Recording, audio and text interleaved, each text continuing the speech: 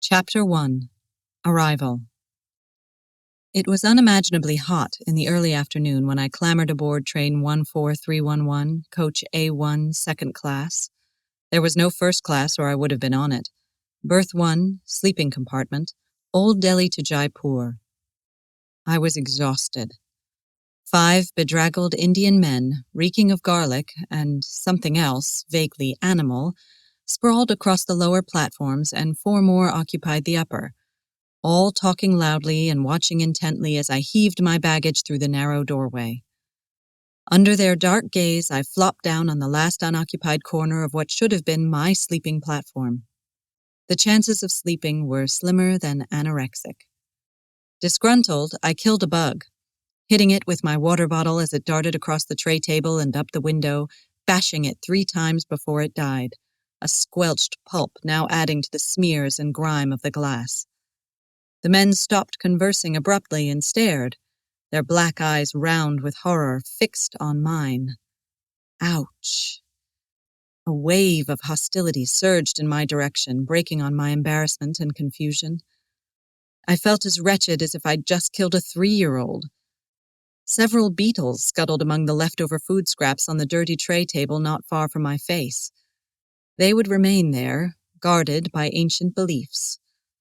I closed my eyes to the filth and held my breath against the pervasive odor of urine while the men went back to their conversation.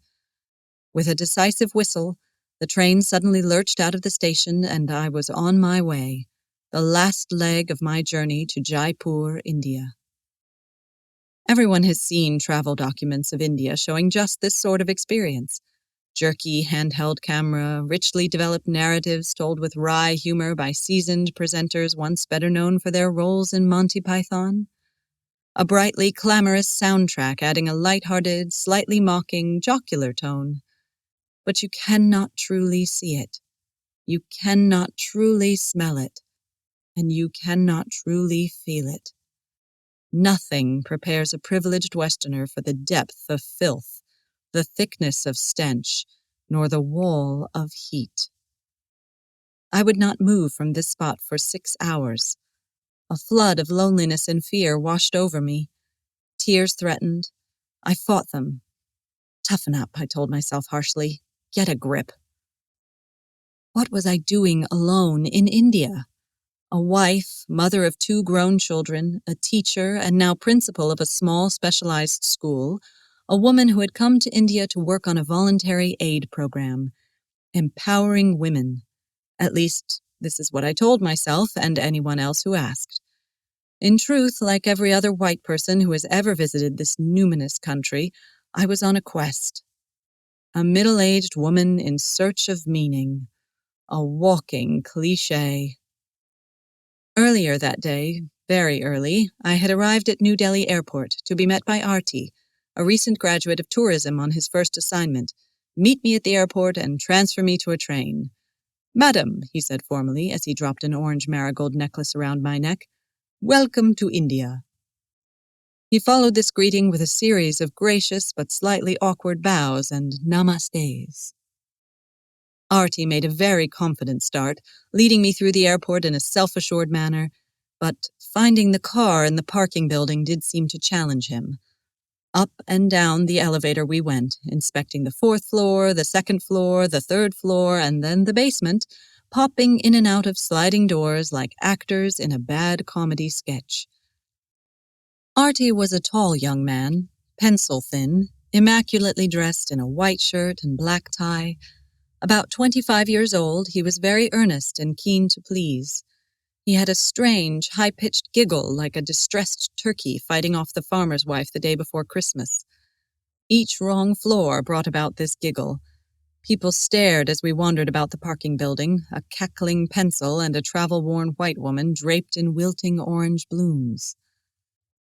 Eventually, we found the car, a tired taxi with its driver leaning lazily across the bonnet smoking a beedi.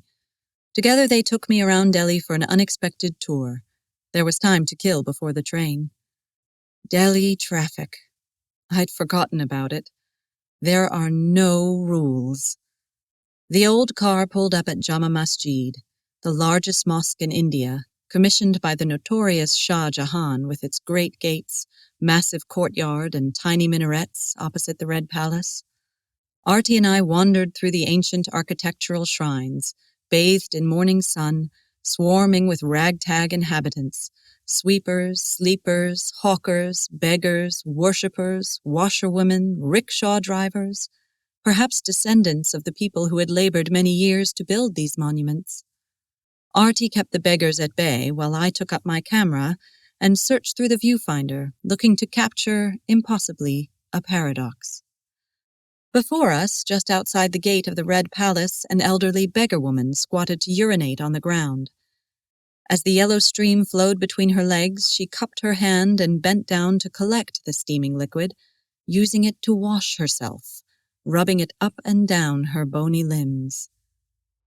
It is overwhelming to the visitor, just off the plain, the extraordinary contrast exposed in the collocation of ancient buildings and human beings. How can we describe the success and the failure in an image or in words? I lowered the camera and turned away, shaking my head at Artie, unable to explain. Then Artie suggested a walk through the Chandni Chowk, a place that I remember not liking very much 30 years ago on my first trip to India. Ah, the noise, such traffic. Cars, taxis, buses, trucks, tuk-tuks, rickshaws, motorbikes, cycles, screeching, honking, beeping, blaring, tires squealing, men shouting, sirens screaming, dogs barking, caterwauling, more shouting, a harsh cacophony of confusion. The heat, thick and solid like a wall, impenetrable. Hot gusts of dust and fumes assault our faces. And then, of course, the smell. Oh my God. Open urinals for men, walls to pee against, ironically labeled gentleman's toilet. There they stand, that unmistakable stance, legs slightly apart, knees firm, hands to the front, holding and hiding the penis, long hissing streams of deep yellow flowing into the street to pool at the curb. One of these open urinals is next to a food stall. This is next to a huge pile of trash. Months and months worth of rotting trash, just there in the middle of this market. I watched as a man emptied a wheelbarrow of more trash into the mountainous heap. A white donkey passed, carrying a man with long, white, flowing hair, bare skin, loincloth. Jesus? A few days ago, I had been visiting my daughter in Sweden, where everything is fresh and white. The contrast between these two countries is beyond imagination. A bullock cart rattled by, overloaded with bolts of fabric, a clutch of young men hanging off the sides, then a camel carrying concrete chunks, and more men, so many men, leaning, squatting, chewing, spitting, watching, leering. A white woman sticks out like a white woman. Artie's accompanying high-pitched cackle adds to my discomfort. Uneasy and self-conscious under the peering black eyes, I covered my head with my scarf. I thought then that I understood something of the benefits of a burqa. Where were the women? In that moment, I felt very alone. It seemed as though everything in my first hours in India revolved around urine, but now I needed to find a toilet, one that wasn't in full view of everyone else. Slightly panicked, I was juggling a fine line between dehydration and the unreliable bladder control of a middle-aged woman.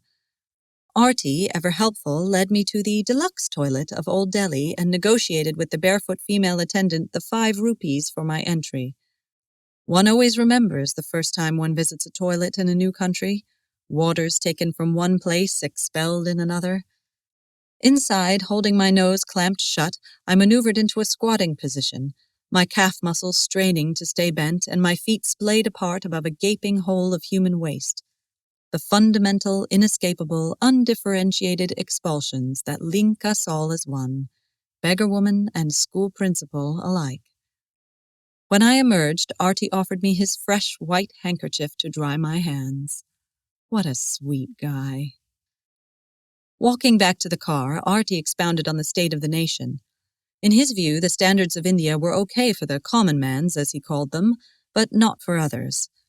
People who are educated and wealthy should have better, he said. Then he took me to the station and left me there, with the common mans of India. In the dirty carriage, under the relentless scrutiny of these mans, I felt overconscious of my possessions. I carried an iPod, a cell phone, a Kindle, a digital camera, and a netbook, also a hairdryer and a small electric jug. My luggage, a large pack, a small day pack, and a travel bag also contained a large snap-lock bag full of plugs, adapters, batteries, SIM cards, dongles, memory sticks, pen drives, etc. I wanted to listen to music or read from my Kindle, but did not dare get anything out of my bags. My expensive belongings remained in hiding, like virginal princesses cloistered behind lattice screens, too precious to be seen by the commoners. Ah, you are a fool, Lynn. Through the grimy, pulp insect-smeared window, the landscape of India spread before me. The Swedish have a saying for when they think something is great. They will say it's arse good or shit fantastic. A curious cross-threading of ideas that somehow makes sense, particularly when looking through a train window in India. Everything in India is broken, twisted, torn, falling down, and overflowing with trash. Everything smells of decay. Everywhere there are people, animals, traffic, unchecked, fervent, rabid, no apparent rules, no obvious systems, no defining order. Women in bright saris bent in tended fields as they had for centuries. 20 squashed and smiling children in navy blue school uniforms waved from the back of a canvas-covered tuk-tuk. A woman in a bus looked up and our eyes met through the windows of our separate transport. We smiled, both of us shy but wanting to connect. Around me, life exploded. A chaotic cosmic creation, the detonation of destruction, the Big Bang anthropomorphized. India. It's arse good and bloody shit fantastic. The common mans had eaten, belched, and farted. They began playing cards. They laughed a lot, at my expense, I was sure. 5 hours later, we were laughing together like old friends.